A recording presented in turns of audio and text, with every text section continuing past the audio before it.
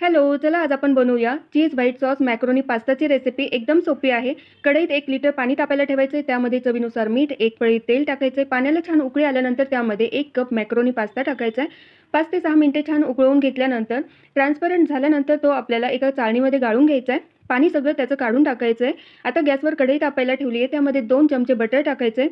Butter विरघळल्यानंतर यामध्ये 1 बारीक चिरलेला कांदा टाकायचा आहे. ट्रान्सपरंट होऊस्तर परतवून घ्यायचा आहे. त्यामध्ये 1 बारीक चिरलेली सिमला मिरची टाकायची आहे, ती पण परतवून घ्यायची आहे. 2 चमचे मैदा टाकायचा आहे, तो परतवून घ्यायचा आहे. मैदा परतल्यानंतर यामध्ये 1 चमचा चिली फ्लेक्स आणि चवीनुसार मीठ टाकायचं आहे, परतवून घ्यायचं आहे. यामध्ये एकदम थंड दूध टाकायचं आहे, त्यामुळे हा मैदा यामध्ये व्यवस्थित मिक्स होतो, गुठळ्या होत नाही. यामध्ये आता अर्धा चमचा मिरे पावडर, 1 चमचा ऑरिगॅनो टाकायचा आहे, व्यवस्थित मिक्स करून घ्यायचं आहे. मिक्स करून घेतल्यानंतर यामध्ये अर्धी वाटी आपल्याला किसलेलं चीज टाकायचं आहे.